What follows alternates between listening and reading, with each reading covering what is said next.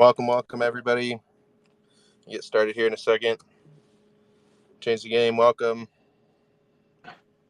Thank you. No, welcome. How's it going?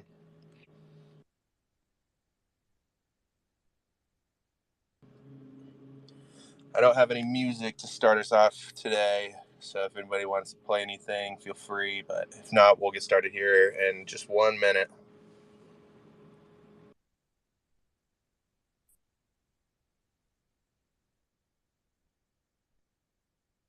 I'm finishing up a delicious dinner of stuffed mushrooms and some artichoke and chicken and pasta. There's gluten-free. I did it with some chickpea pasta instead tonight. Anyone else want to share what they're munching on? Ooh, that sounds yummy. I just had a really delicious Italian sandwich from a local deli right around here, so that was pretty awesome. I am a sucker for a sandwich, 100%. Oh yeah, same. You mean I can eat my meal on the go? For real. All right. Well, welcome everybody. We're gonna get started here. This is Bloomz in season. We're going to be discussing today the second set of 3 principles of permaculture. So those being, let me pull them up here so I don't butcher it.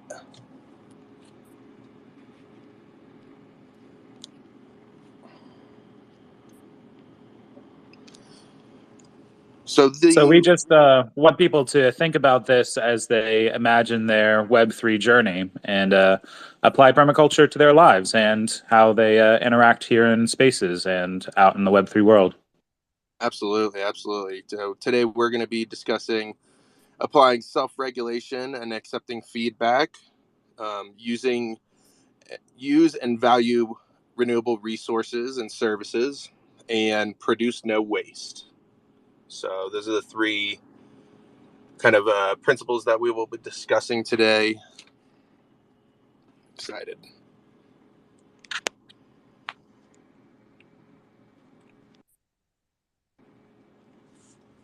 So we're just going to check out the FOODNOUNS auction real quick. We got a nice little spicy pepper up for auction, about an hour left.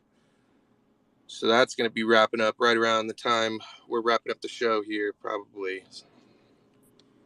Got Monographia in a lead, 0.05.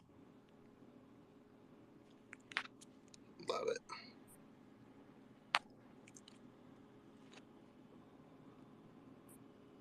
All right. So why don't we get started talking here? What do you think about the principle of applying self-regulation and accepting feedback, change the game as far as it goes on the farm? Well, I think it's good to certainly pay attention to nature and see where, your habits are either creating regenerative kind of actions or where your activities may be creating degenerative actions. And I think you can apply, another concept with waste in that and saying like, oh, where are you putting your waste on your property? Is your waste going towards, creating disorder or disruption within your system or your ecosystem? Or is the waste that you're producing going towards creating abundance and creating compost and creating more opportunities? Because nothing is waste. Everything is just different kinds of resources. Yes. I would say, I was just going to say that, accepting and applying feedback is more than just your natural world, but also like your social world and your business world. If you're Crypto thing is not like giving you returns or giving you what it is that you actually want out of it, even if that's not returns, right? Like you can consider that nothing is a waste in that same sense. Like, oh, this negative experience is actually a positive experience because it taught me a lesson, as opposed to, oh, terrible something, whatnot, or what. So, creating 100%. solutions from your problems. Yeah, 100%. It's all how you're looking at it. You know, I really like that. um, and to what you were saying with the waste, it's like it really is all where you're putting things on the farm. You know, you could just as easily throw your coffee grinds in the trash, but you know you need to be taking them out and putting them in the compost and dumping them on your garden, and it really giving back and taking that full circle. So you know that brings us to one of the topics we're talking about today is producing no waste. There's just somewhere that this waste can fit in always. And inherently, poo and dung and all those kinds of things are valuable and renewable resources. As long as human life and life in general is going along, everyone poops, and it's just another kind of resource. It's sometimes a little painful to deal with for folks, but it's got to happen. Yep, and it's definitely there's some sort of stigma around using human dung as human feces as compost.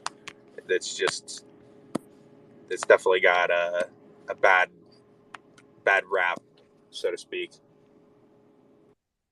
Probably for good reason, but like anything else, science is very helpful in these kinds of processes. Like we know now, do it for a year if you want to be super careful. If you have your processes down right, it can be usable within 6 months. I've heard, and I've even heard lower numbers than that. But as is everything, like if you're going to be pushing the edge, like you gotta have to be careful and use some microbiology and a little bit of background information.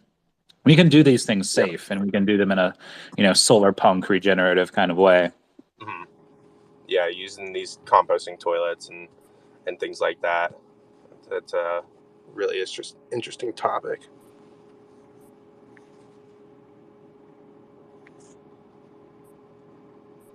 So, any of our other speakers who are up here have anything to share where they've accepted feedback this week in Web3 and want to share? Yes, great question. Art is my weapon. How you doing today? Haven't heard much from you. How's it going? Very good. Just listening along. Exciting topics as always on Bloomz in season. Yes, always. Any feedback you got this week on some of your projects that you've been working on? Anything with food nouns and what's new in your neck of the woods? I've just been working on some internationals art today. No feedback on my projects. FOODNOUNS I've been talking in different spaces. There was like a music show where we were rapping and got to do little FOODNOUNS rapping.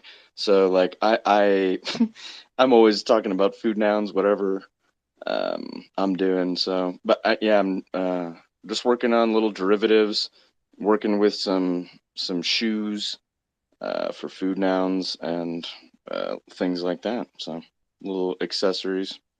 Oh, cool. Sweet. Awesome to hear. I love that.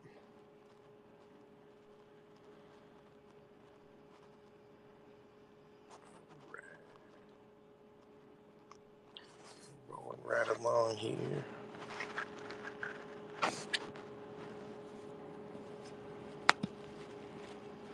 So what would you say, change the game, are some of the advantages and disadvantages of kind of like using your waste on the farm? I'd say we're pretty familiar with a lot of the advantages, but what would you say are some of the disadvantages? The unfortunate thing about doing a lot of this permaculture, back to earth, stable living kind of experiences is that it's a time sink. I would say I don't even honestly have the time to deal with my waste the way that I would prefer to. But that's kind of the way that modern conveniences have kind of gone, is they abstract away a lot of the responsibilities that used to be yours in a very, very direct way.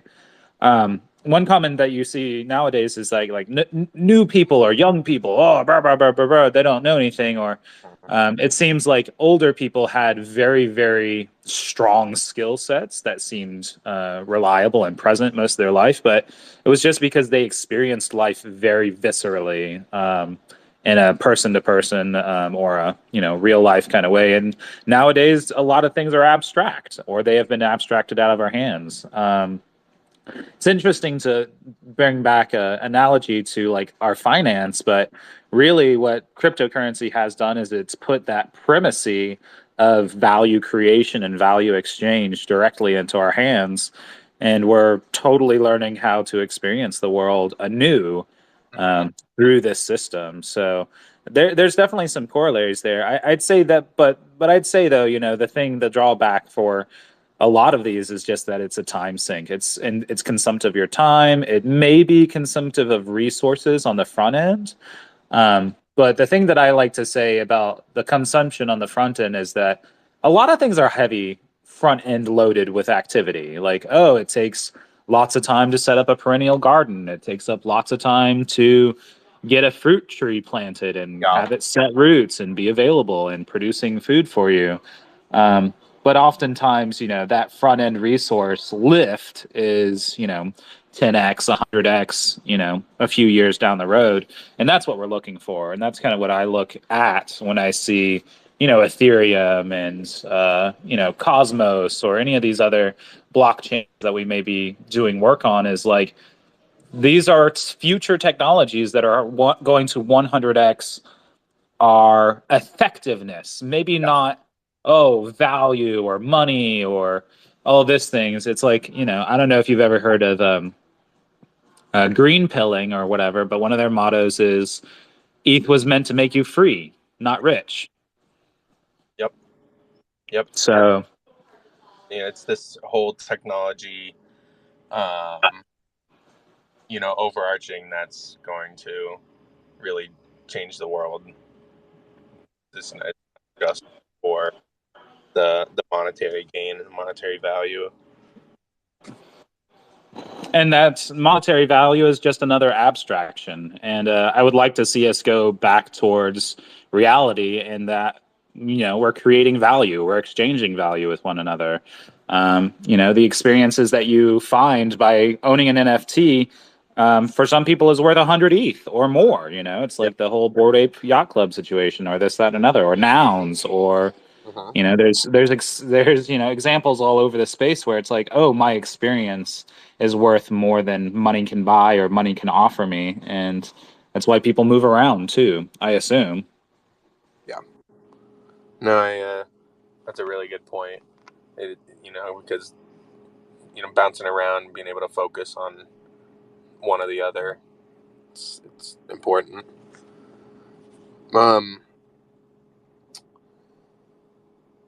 What would you say is, like, aside from water, what would you say is one of the most valuable renewable resources that you're able to capture, with a solid permaculture design?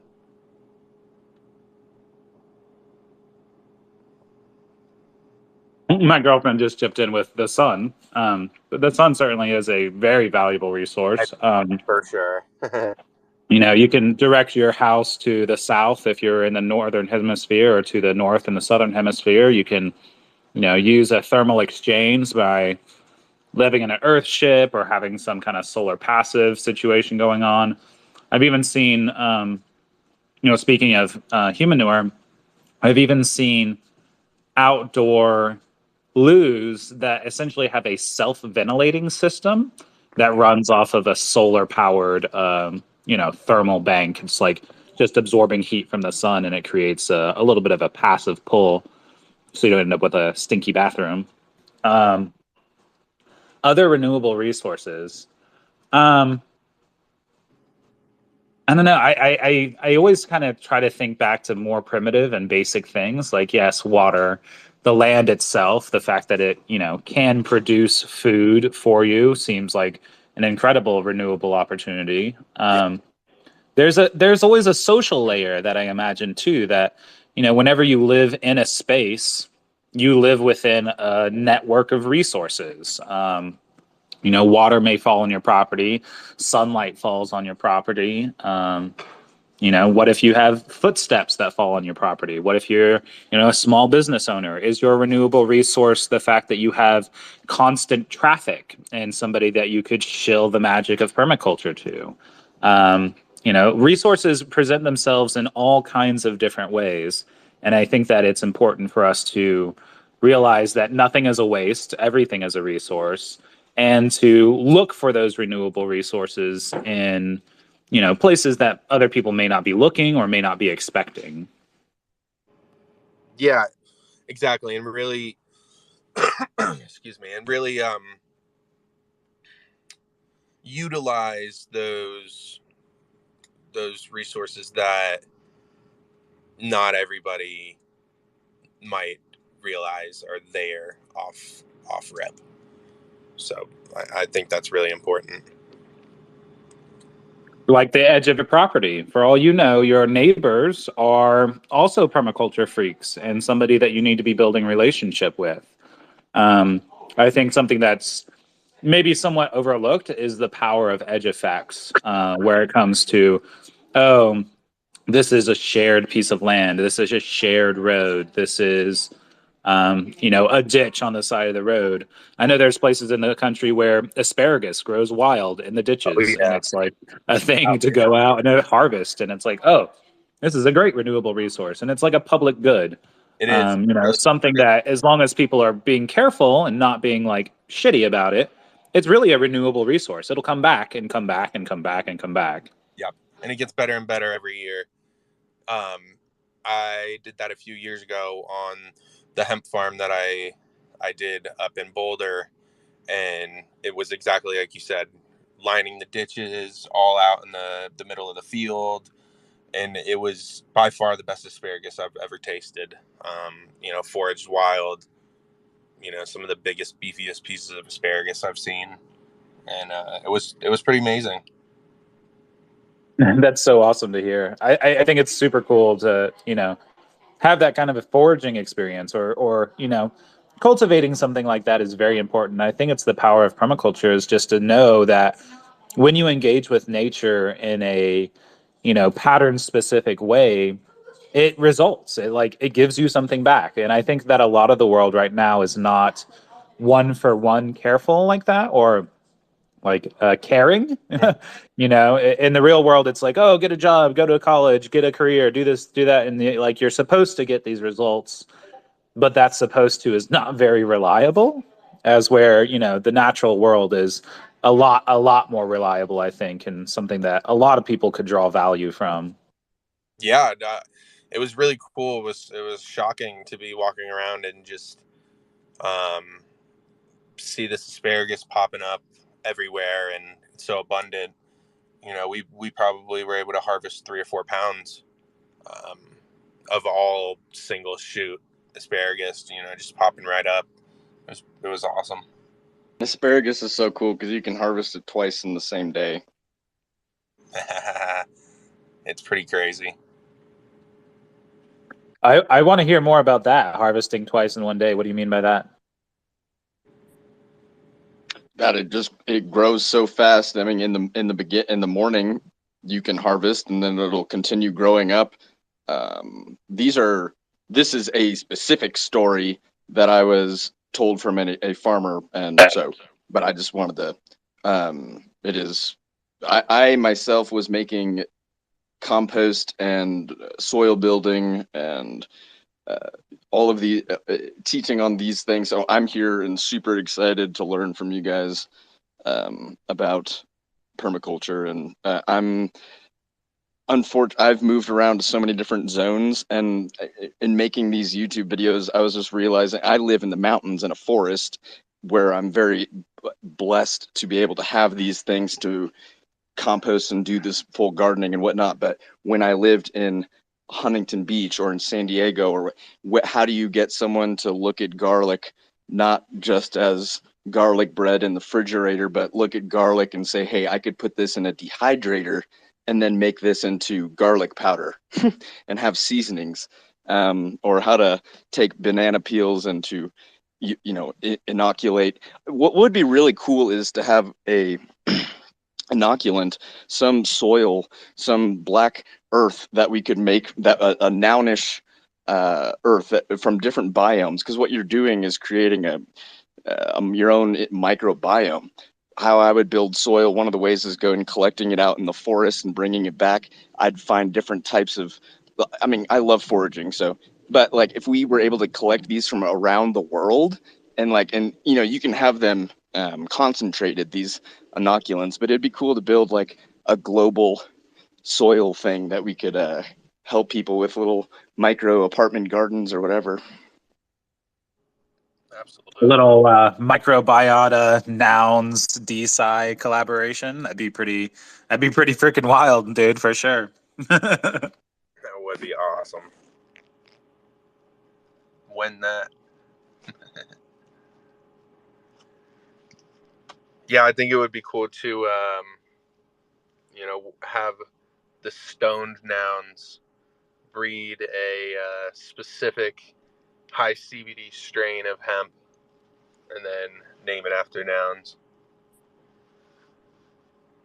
Have it become one of the bigger strains that the hemp industry and the CBD focused hemp industry grows. So Art is my teacher. So I assume you know about Korean natural farming, or have you looked that up? Korean natural farming. No, please tell me. Oh, well, you were speaking about like going and harvesting microbes and stuff like that. So that's kind of yeah. like specifically what Korean natural farming is all about. They awesome. kind of do it on like el dente rice, and then you're kind of looking for like microhyphia and stuff like that, that you then harvest and put onto some grains and this, that, and another. But it's used pretty extensively in some of the deeper cannabis circles. I think Bloomz might be able to back that up a little bit. But yeah, Korean natural farming is super cool stuff. I've read like a very, very small article on that, and it was really intriguing. I really want to look more into that. Yeah, because where I lived, where I live now in the mountains at 7,000 feet, it used to be underwater. Back in the day, so the iron and phosphorus, the mycorrhizal, all the different types. See, there's just so much that I'm so spoiled with here, that I couldn't live anywhere else but in a forest now. It's ruined me. It's so amazing. But forest soil is a fancy thing in and of itself. Yeah, I don't know. I feel like I could just go on forever about how interesting soil biology and the different kind of geo interactions. There's this really old like Japanese or Asian proverb that says something along the lines: if you want to catch a fish, plant a tree. And it has this very interesting and convoluted past to why that actually applies. But essentially it boils down to this, that the microbes and the interactions on the forest floor actually mine and derive the iron sulfates and the iron complexes and compounds that ocean critters and sea critters actually need to like thrive. So there was a island in Japan that they essentially deforested, and directly after deforesting this island, all of the marine life around it died. And then slowly, as they regenerated that island and brought trees back and brought the soil biology back, the sea life slowly returned. So that's where that, if you want to catch a fish, plant a tree saying comes from. And it's amazing to me, like the things that we end up losing that used to be like, oh, this is old school knowledge. Like, oh, yeah, dummy, you should know this by now. And we just kind of lose it through vernacular, through death, or ignorance, or ignore ants, because we end up ignoring things that are super important. Yeah, that's a great little proverb, because that's so true. That's why I really like to start teaching people. The first thing for getting in culinary wise is teaching someone how to make kombucha. Oh, no, not kombucha, is kimchi. I also love, I have a SCOBY sitting in the, but yeah, kimchi and just fermentation and that art, and just that really gets people like, okay, that this can be good, because that's just what I've always wanted to do, is onboarding the masses and how to make these complex things that seem so weird, or outlandish or whatever, palpable and able to be simplified and digested. We should try to make kimchi live one day. That'd be fun. We can all sit here on our cell phones. Because I'll make a batch, last me, months. So, when I make kimchi, even a big batch, it should last for 6 months. But I eat it pretty. But yeah, I'd love that. Yeah, that would be fun. That'd be super cool. I'm making some hot sauce right now, actually. Fermenting some hot sauce. I got some cayenne and some mango habanero. Mango hob has always been my favorite at Badub. Oh yeah, same. And I went down to Florida for it, so that's good. Yeah, so y'all's interest in fermentation is really what makes me keep on mentioning Korean natural farming, because they'll ferment everything and anything. You mentioned at one point something about banana peels. They very specifically have a banana peel ferment specifically.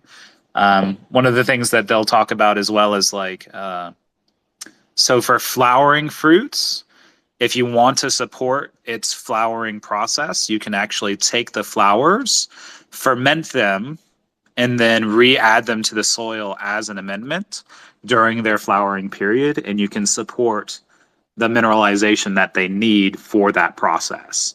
And there's lots of different pieces that are kind of around KNF that are like that. It's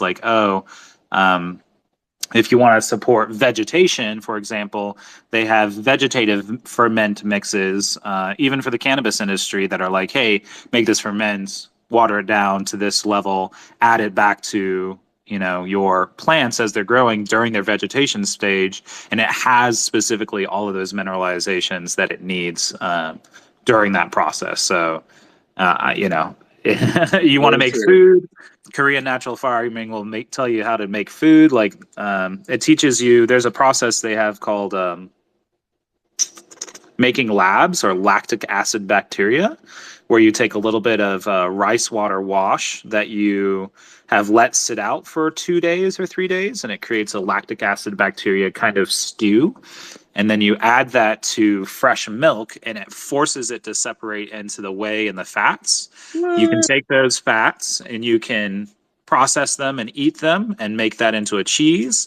But they actually use the whey, because it's now been jam-packed full of lactic acid bacteria, as a support, a fermentation, as I think they use it on cannabis leaves to eat mites. You can spray with it to battle PM. Yep. You can spray with it in the cannabis industry, and they use it to essentially eat microbes, because the lactic acid bacteria will do that. Yeah, it's pretty cool, man. Yeah, that's pretty badass. I want to read a whole book on that. I've been meaning to.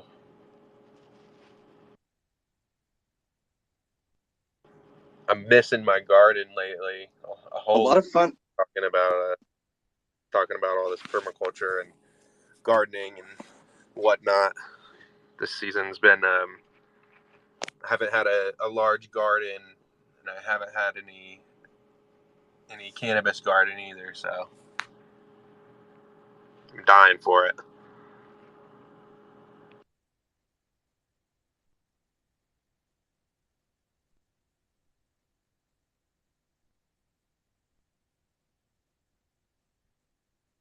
Taking care of a plant is very fulfilling and gives you something to look forward to every morning, waking up and seeing how they're doing. It really is something that I wish upon everyone, to have love and care for a plant. Because it really is, especially if you don't have a dog. If you don't have a baby chipper like I do, then you should absolutely have a bunch of plants. They definitely won't mess up your stuff like a bunch of cats. Don't smell as bad. But yeah, no, plants. You get in what you put in. So it's just like culinary or art or anything else, and it's a beautiful relationship. It is. It's really nice, and when you just spend time with your plants, you can really tell the difference from how they grow and how much happier they are. I'd really like to get Ben Bodie on the show and talk about his bonsais. I have one bonsai that I've been taking care of for about 3 years now. It's a bald cypress, so it holds dear to my heart because I'm from Florida, and that's a native protected species down there. So grew up with those growing up around me, super big. So it's really cool to have a small little bonsai out here in Colorado that I had to bring it inside during the winter. It's like my own little piece of Florida that I take around with me from house to house. It's super commendable. It's very difficult to take care of those things sometimes. So yeah, good on you. Yeah, it's definitely a little finicky and bitchy, you might say. Sometimes sometimes it will yellow out all of a sudden just because she's a little thirsty. Just all kinds of fun stuff. So yeah, it's always fun to watch drop all its needles, and it looks dead for about 6 months. So that's cool.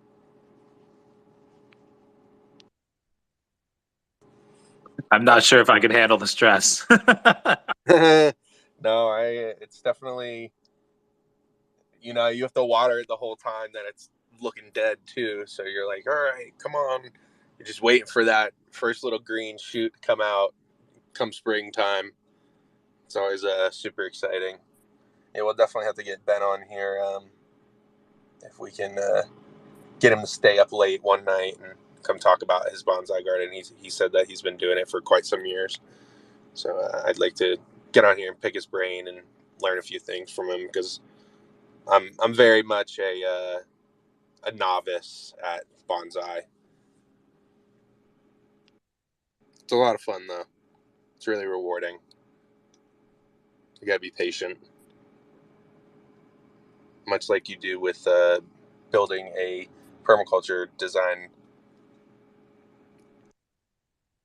A perennial garden or an infinite garden, some might say. Infinite garden is an interesting thing to kind of look at when it comes to cryptocurrency. It's kind of like one of those memified imaginations or lore pieces or culture building, because that's what we're doing out here. We're creating loops and loops of interactions, stacking functions, turning problems into solutions. Because I think that's where cryptocurrency originally came from. It was like a huge problem that we didn't have effective ledgering, that truth was so malleable, and now we have this unfudgeable ledger and this amazing piece of technology to assist us creating the future. Absolutely.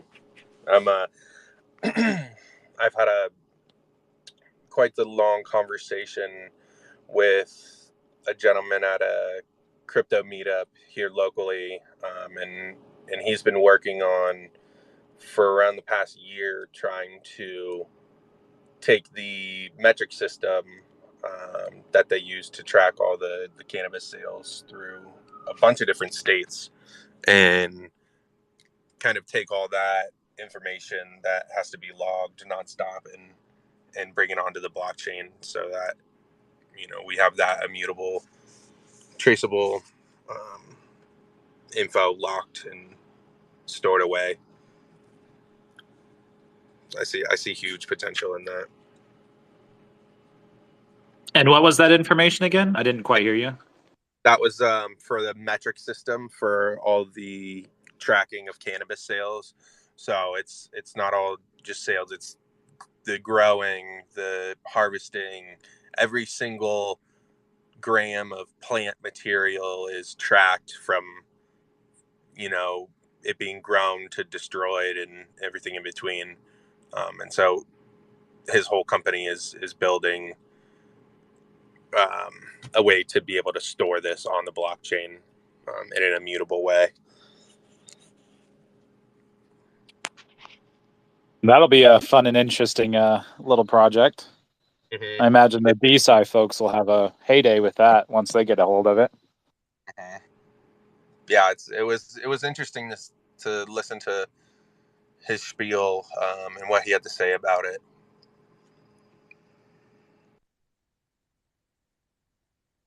Yeah, another big industry that has the potential to be disrupted in that way is apparently freight boxes.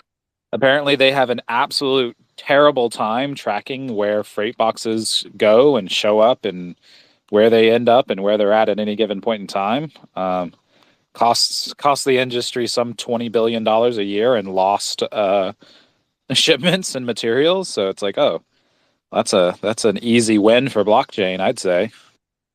Yeah, yeah, I'd say so myself. You could probably speak to the global food culture by that standard as well. One of the things that permaculture speaks to is how it is that we design the systems that we interact and engage with on a daily basis.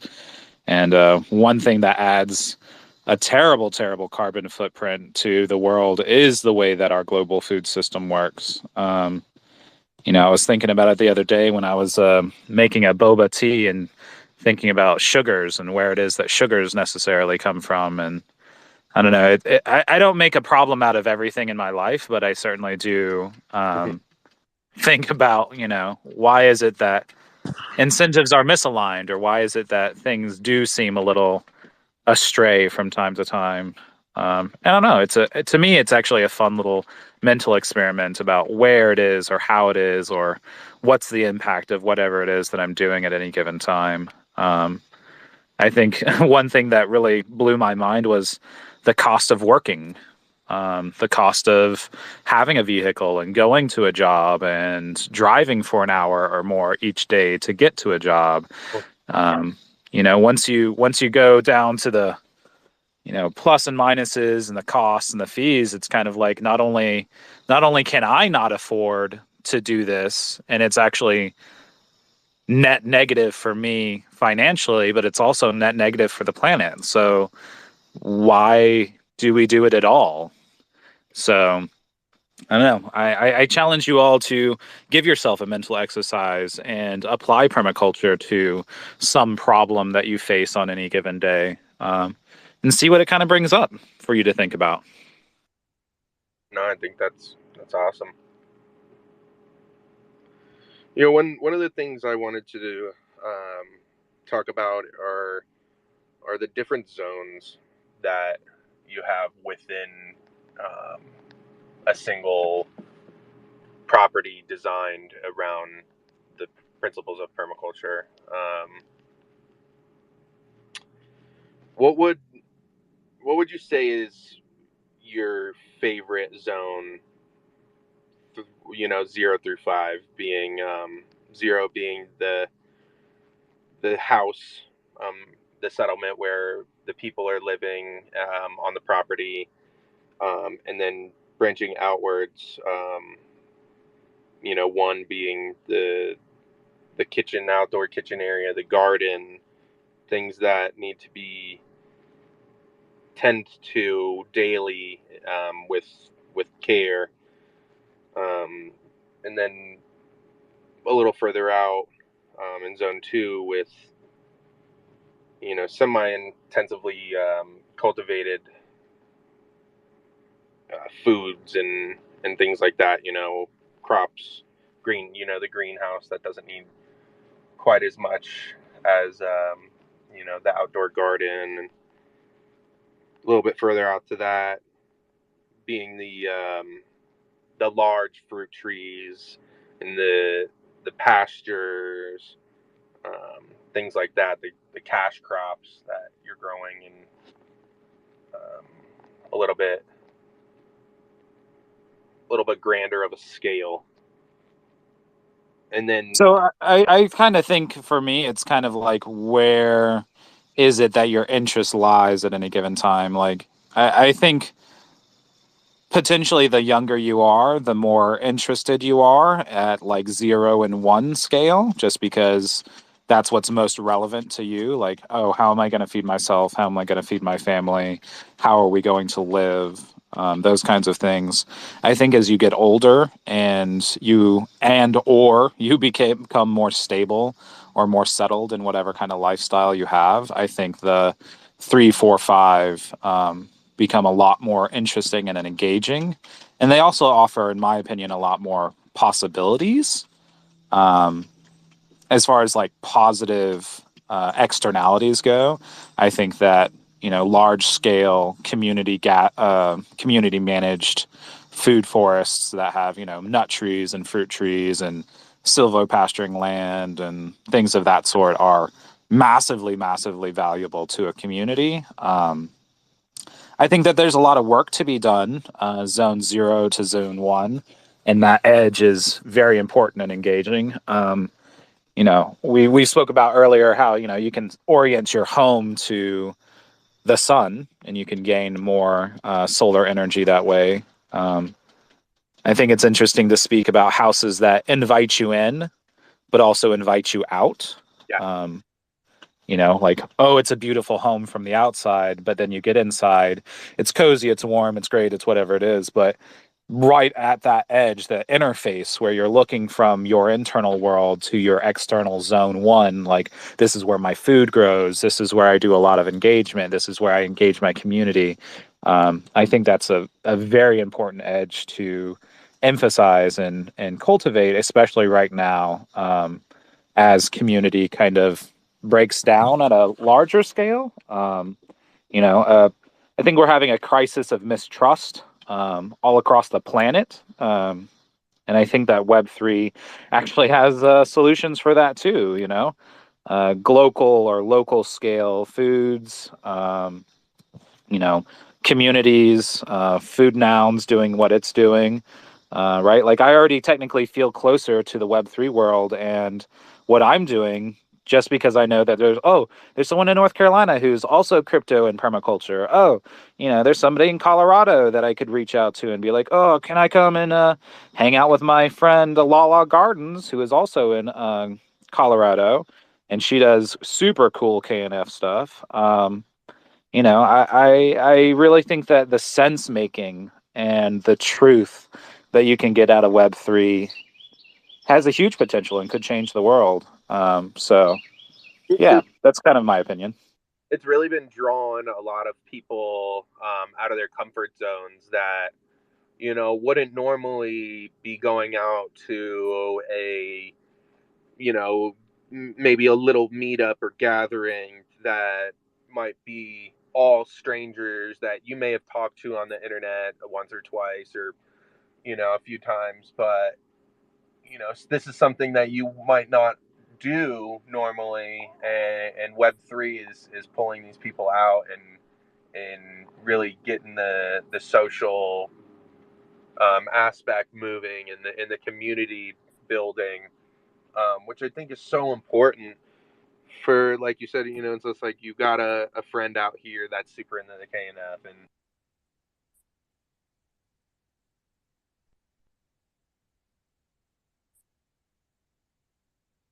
We may have lost you there, friend.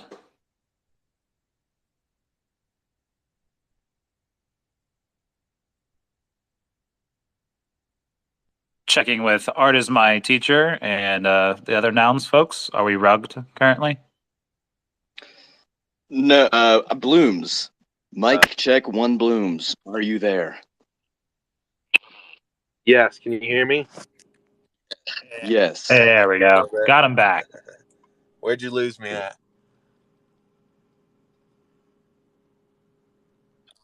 Not quite sure. I lost track. I love grapes.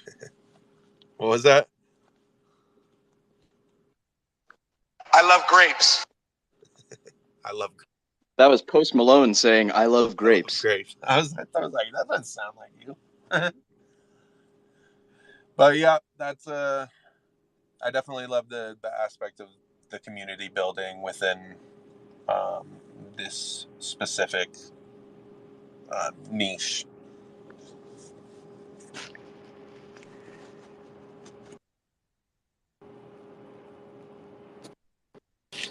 Well, it looks like we're getting close to the hour here.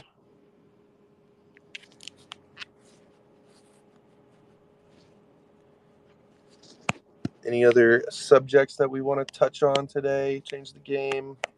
Art is my weapon. I challenge everyone to go check out Korean natural farming and bring back something next week that you think is awesome and interesting, something that you'd like to experiment or try on your own, whether that's cultivating labs using rice water, whether that's collecting some microbe life from the forest out in the woods. Yeah, there's so many interesting things you can do with Korean natural farming and permaculture. And if you want some homework, maybe check out what are the next 3 principles of permaculture that we're going to be talking about next week. Yes, absolutely. Check those out. We're going to be talking about the principles 7 through 9. So I won't spoil what those are, but we will be discussing those next week here on Bloomz in Season. And definitely check out that KNF. I know I will be this week. Really appreciate everybody coming. Go ahead, Ryan. I was just going to encourage everyone, no matter where you live, because I didn't even want to ask a question just in case someone lives in like New York City. But I was going to say, okay, even if they do live in New York City, Google your ethnobotany. What grows around you, and see if any of it is edible, and make sure, and then see. And I'm not telling you to eat it. I'm just saying, look it up. When I first moved to where I live now, I learned how to make syrup from the needles of the trees that live here, and those needles have 500% more vitamin C per gram than a strawberry does. So you might be surprised that where you live, there's some random thing that you could utilize. So that's all. Absolutely. I when I first moved out here to Colorado, I didn't realize how abundant the foraging is out here, but you can forage everything from asparagus to wild sage. Well, dandelions, All kinds of stuff. Chamomile, choke cherries. Just the sky is the limit. mustard. Not to mention the abundance of fruit trees that are planted all over. So yeah, it's pretty awesome. You'd be surprised when you stick your nose out to learn how many natural resources for foraging food there might be around you, even in a place like New York City. And maybe it's not edible. Like I've got lemon balm. I mean, which you could make a tea, so that's not a good example. But like you can also use that for topicals because I make soap and like dog soap and stuff. So like maybe it's a non-edible, but it could be a topical. Look it up.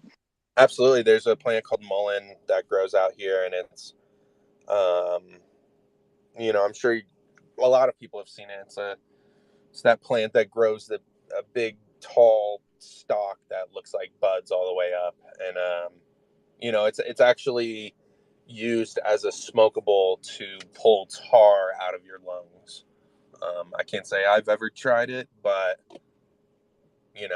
there's all kinds of different stuff around when you really do some research about what you can forage and what things can be used for. So definitely take a look at that KNF and